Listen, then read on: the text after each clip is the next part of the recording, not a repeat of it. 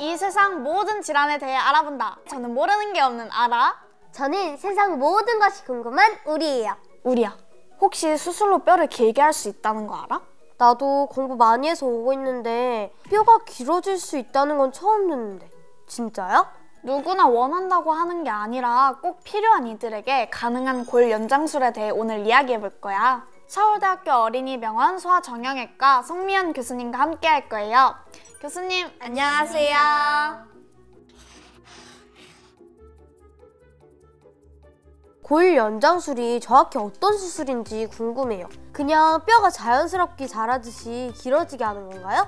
궁금할 수 있죠. 골 연장술보다는 신연골 형성술이 사실 더 정확한 용어인데요. 신연골 형성술은 절골된 골편을 특정한 조건에서 신연시키면서 그 공간에 새로운 뼈가 자라도록 하는 원리예요. 그래서 골을 연장시키고 각종 변형을 교정하는데 우리가 응용하고 있는 술식입니다.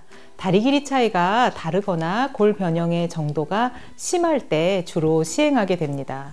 그런데 교수님, 다리 길이가 다르거나 뼈가 충분히 자라지 못하는 이유는 어떤 경우일까요? 매우 다양한 원인이 있어요. 선천적인 요인으로는 선천성 사지 결손이나 다양한 유전 질환과 연관될 수 있고요. 후천적으로는 이제 사고나 감염 이런 것들과 연관해서 성장판이 손상되는 경우가 있어요. 이런 경우에는 전체적으로 키가 작아지는 심한 단신이 동반되거나 아니면 오다리, X자 다리와 같은 각 변형이 발생할 수 있고요. 다리 길이 차이가 또 생기는 경우도 있죠. 교수님, 소아청소년의 경우 수술 가능한 시기는 언제인가요? 한참 크고 있을 나이에도 수술을 할 수 있는 건가요? 아무래도 이제 또래 친구들의 문제니까 더 궁금한 것 같네요. 성장기라고 해서 수술이 불가능한 거는 아니지만 이제 우리가 몇 가지를 고려해 보는 것이 좋겠죠. 어린 나이에 너무 무리해서 골 연장을 하게 되면은 사실 해당 뼈의 성장판에서의 길이 성장에 손상이 발생할 수 있어요. 그렇기 때문에 너무 많은 길이를 욕심내서 늘리는 것보다는 적절한 길이를 연장하는 게 좋겠고요. 또 양쪽에 다리 길이 차이가 있을 때 나이가 어릴수록 그 최종적으로 이만큼의 다리 길이가 발생할 것이라고 예측하는 그 예측치의 정확도가 떨어질 수 있다는 것도 유념을 해야 합니다. 하지만 나이가 어리다면 골 연장술로 만들어진 신생골이 성인에 비해서 더 빨리 골성숙을 얻을 수 있기 때문에 이런 거는 또 장점이라고 할 수 있겠죠. 수술을 결정하기 위해서는 어떤 검사를 하나요? 다양한 검사를 우리가 하죠. 기본적으로 당연히 엑스레이 촬영을 통해서 다리 길이 차이, 각변형, 동반 이런 것들을 확인하게 되고요. 또 다리 길이 차이의 원인이 만약에 성장판의 조기 폐쇄와 같은 성장판 손상과 연관이 있다면 MRI로 성장판에 정말 병변이 있는지 이런 것들을 확인하게 됩니다. 또 최적의 수술 시기를 결정하기 위해서 엑스레이를 한 번만 촬영하는 것이 아니라 반복적으로 여러 차례 촬영해서 수술 시기를 결정하기도 합니다. 와, 그럼 뼈를 길게 만드는 과정이 쉬운 일은 아닐 것 같은데요.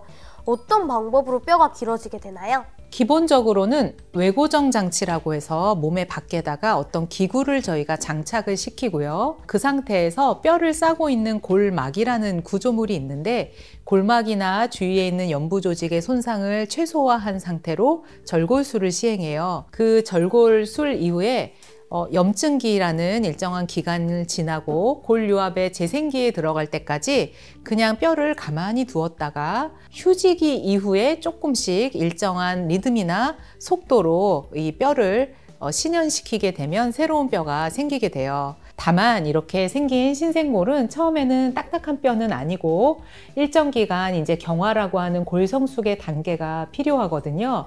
그래서 딱딱해진 뼈로 변한 이후에야 저희가 외고정기를 제거할 수 있습니다. 혹시 수술 후에 합병증이 생길 가능성은 없나요? 여러 가지 합병증들이 알려져 있기는 해요. 신경의 마비나 혈관의 손상 같은 것들도 발생할 수 있고요. 심부혈전이라고 하는 이 문제나 관절의 구축, 관절의 아탈구, 탈구 이런 것들도 발생할 수 있어요. 또 골 연장 부위에 새로운 뼈가 이제 형성이 좀 지연이 되거나 하지의 변형이 발생할 수도 있어요. 근데 이런 합병증들은 사실은 연장하는 길이, 연장하는 속도랑 상당히 밀접한 연관이 있기 때문에 연장하는 내내 이런 합병증 발생 여부를 의료진이 잘 확인해 주려고 합니다. 그럼 초기 회복 단계에는 주로 누워 있어야 하나요?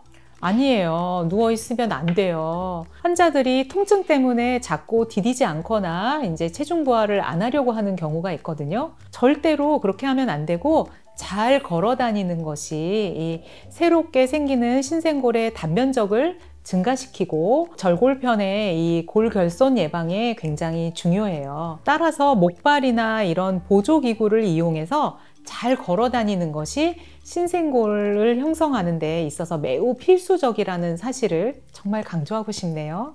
골 연장술을 통해 뼈를 최대 얼마까지 늘릴 수 있나요?